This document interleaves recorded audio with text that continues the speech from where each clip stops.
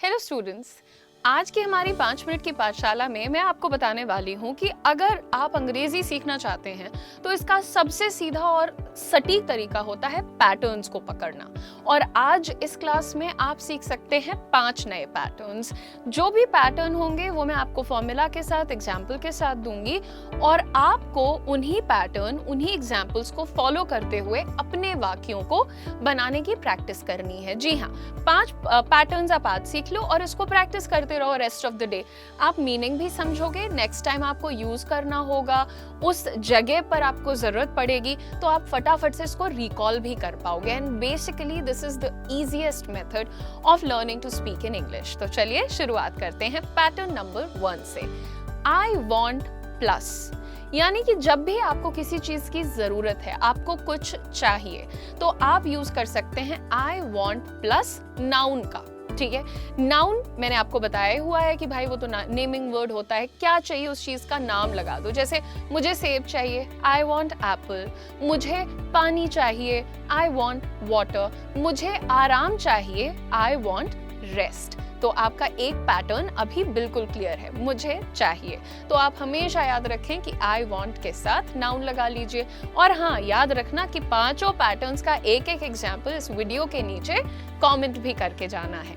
Number 2, pattern number 2 आपको सिखाता है कि मुझे नहीं चाहिए, क्योंकि देखो भाई हम बड़े क्लियर हैं हमें क्या चाहिए कि I want water, I want rest etcetera. लेकिन मुझे नहीं चाहिए को कैसे बोलेंगे? I don't want plus noun. ठीक है, I don't want plus noun. मुझे चाय नहीं चाहिए, I don't want tea.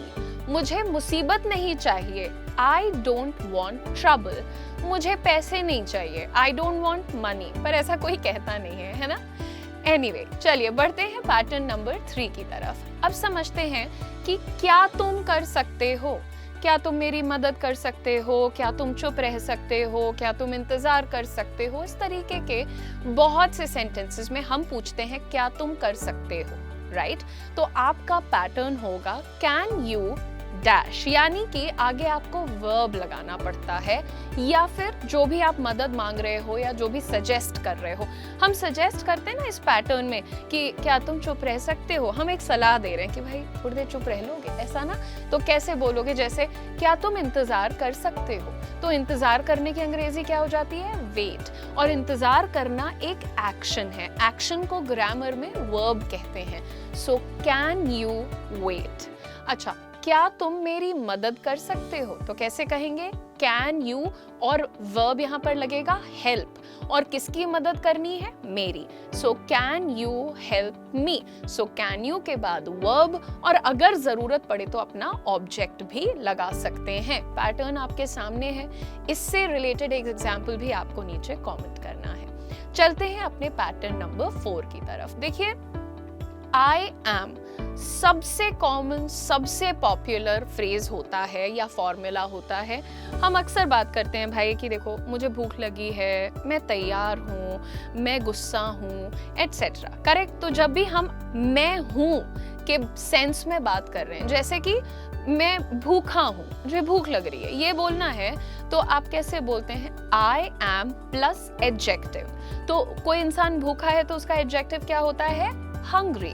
So I am hungry. अच्छा, मैं तैयार हूँ, तैयार हूँ को अंग्रेजी में कहते हैं ready.